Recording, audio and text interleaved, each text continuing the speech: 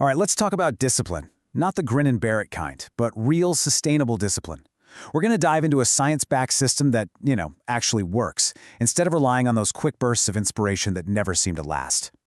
You know the feeling, right? You get super fired up one day, ready to conquer the world, you set these massive goals, and then, like a week later, poof, the energy is just gone.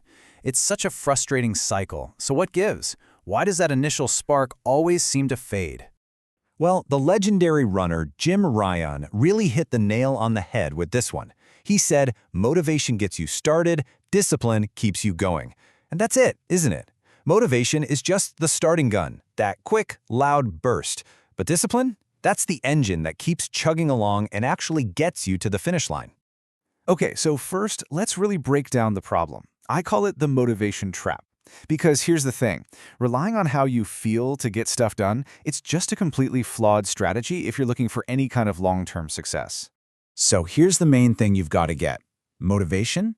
It's just a feeling. It's an emotion. It's a little dopamine spike in your brain that happens when a goal is shiny and new.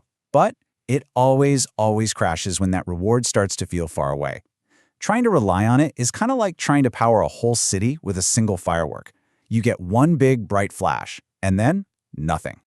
So if motivation is the trap, what's the escape route? It's discipline. But wait, before you tune out, let's reframe what that even means. Discipline isn't some hardcore personality trait that you're either born with or you're not. No way. Think of it as a skill you can learn, like a genuine superpower you can build for your brain. Let's just put these two head-to-head, shall we? Motivation is a feeling. Discipline is a skill. Motivation runs on a fleeting dopamine rush. Discipline, on the other hand, builds actual, physical neural pathways in your brain. One is totally unreliable, and the other is a system that builds on itself, getting stronger every single day. And here's the cool science behind it, in a nutshell. You have this part of your brain called the basal ganglia. It's basically your habit center. And when you repeat an action over and over, it starts to take over. It automates the whole thing. It turns something that was hard into something you just do. It goes on autopilot. And that's the goal, right? To automate the stuff that really matters to you. All right, so the theory is cool and all, but how do we actually do this stuff? That's the real question. Well, it's time to open up the toolkit. I've got 6 super practical, science-backed strategies you can literally start using today. Here's the list. We're going to start embarrassingly small, take willpower out of the equation, standardize before we optimize, use identity-based motivation, track our wins, and create some accountability. Let's get into it. Okay, step 1. And this is huge. The biggest mistake pretty much everyone makes is they start way too big. Look, the goal on day 1 is not to get a six-pack. The goal is to become the kind of person who doesn't miss workouts. So you start with 1 push-up. Seriously, just 1. The victory isn't the exercise itself, it's the fact that you showed up. It's the consistency. Step 2 is all about becoming an architect of your own environment. See, your willpower is like a phone battery. It runs out, so stop trying to rely on it. Instead, you need to design your space so the good habits are easy and the bad ones are hard. Every little thing, like laying out your gym clothes the night before or prepping tomorrow's to-do list today, it removes a tiny bit of friction. It saves that precious willpower for when you really need it.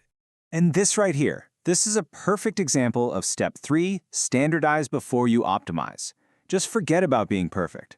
Perfection is the absolute enemy of getting things done. Your only goal is to show up. A kind of meh 30-minute workout that you actually do every day is a million times better than the perfect 90-minute workout you only do twice a week. Build the habit first. You can make it perfect later.